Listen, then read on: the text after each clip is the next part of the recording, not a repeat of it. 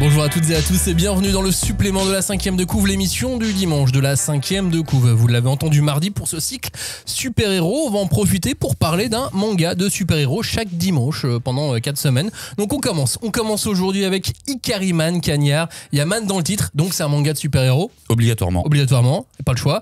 Et donc Ikariman, c'est un manga qui est un peu ovni, qui commence comme un délire un peu de niche et qui finit comme un vrai manga de super-héros, ou presque. Mais un manga de super-héros à la Hideo Yamamoto. Et alors là, ça change tout, ce que oui, l'auteur de Ikariman, c'est Hideo Yamamoto. C'est le mec qui est derrière Ichi the Killer ou Homunculus.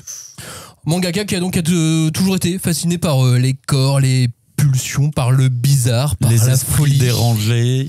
Les perceptions les perceptions tout court. Un auteur dont on n'a pas beaucoup parlé d'ailleurs dans le podcast. C'est vrai, t'as raison. Et là, avec Ikariman, il a décidé de faire un pas de côté. Oui. Avant de revenir sur ce pas de côté pour en faire du surplace. Le pas de côté, le rentre un peu dans le mainstream, c'est dans le mainstream chelou quand même. Oui, alors l'histoire c'est quoi? C'est Ikari, un ado lambda renfermé, fan de jeux en réseau, bricoleur d'ordi, etc. Il se fait électrocuter, pas cool. Ok. Sauf que au lieu de mourir ou au lieu de souffrir fortement, au moins un minimum quoi, il développe à la place un pouvoir bizarre. Il devient littéralement l'électricité. Oui, c'est ça. Voilà. Il se transforme en électricité. Passer dans les câbles, court-circuiter des trucs, il peut transférer sa conscience dans les flux électriques. Il devient Ikariman. Et c'est là en plus que c'est assez intéressant parce que il y a ce pouvoir absolu de l'électricité, mais qui est surtout rapporté à notre époque, donc avec les téléphones portables, les feux rouges et compagnie. Notre époque d'il y a 10 ans, parce que ce manga a été commencé il y a 10 ans, donc au début on est dans ce petit délire un peu underground, ancré dans ce quotidien japonais de 2015. T'as complètement raison, mais parce qu'il parle pas d'IA, par exemple, dans Ikariman. Alors que son application avec l'IA, ça aurait pu être intéressant. Ça aurait pu être très drôle, effectivement. Et on a donc un mec qui découvre ses pouvoirs dans la douleur, qui va devoir faire un choix, vivre comme un fantôme numérique ou s'impliquer dans le monde réel.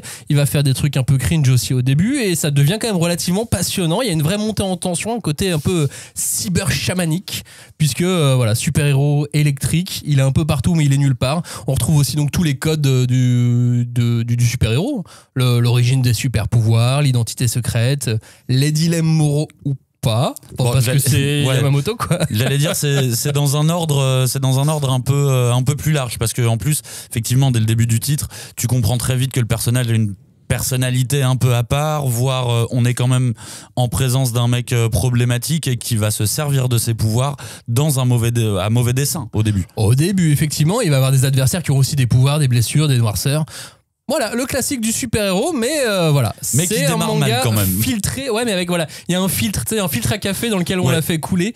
Et dedans, on a mis de la dépression, de la solitude, de la paranoïa, et puis l'obsession de Yamamoto, quoi, l'obsession du corps, de l'esprit, et les choses un peu cringe qu'il aime mettre dans ses mangas. Et honnêtement, il y a pas grand-chose qui ressemble à ça. Non. Et puis je trouve qu'il est exactement dans la droite lignée des mangas qui parlent de super-héros, donc la vision japonaise de ce que peut être un super-héros. Et encore une fois, il y a un côté où quand ça passe par le filtre japonais, c'est très difficile de faire un truc calqué sur les comics US, Marvel ou DC. Et là voilà, on part d'un postulat. Moi honnêtement au début je pars vraiment du postulat que c'est un salaud que le héros, et que limite c'est lui l'ennemi à abattre au début du manga, ce qui évidemment évolue. Donc t'as vraiment un truc original là-dedans. Au début tu penses que le côté super-héros c'est un vernis, et finalement ça devient un manga de super-héros à arriver à la fin de la série. Donc c'est sale, c'est intense, c'est bizarre. Si vous cherchez un manga dark techno métaphysique, ouais, tu vas même un peu fort là, tu vas faire peur aux gens, dark métaphysique et tout.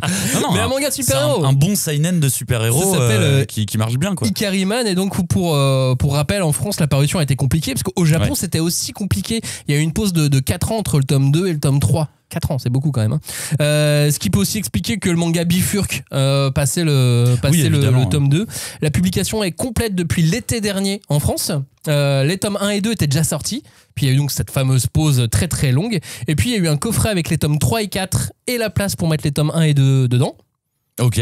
Mais les tomes 3 et 4 ne sont pas sortis individuellement. Ouais, ils ont rattrapé un peu le retard en même temps. Mais ils ont fait un bundle tome 3 et 4 dans un coffret dans lequel tu peux mettre les 1 et 2 et ensuite ils ont fait un bundle coffret 5, 6, 7, 8. Je suis sûr qu'il y a quand même des clients qui sont venus se plaindre dans je ne sais pas quelle configuration en disant mais j'ai le 4. Mais comment t'as eu le 4? On le vend que avec le 3. Ouais, bah moi j'ai un 4 maintenant, je vais acheter un 3 tout seul.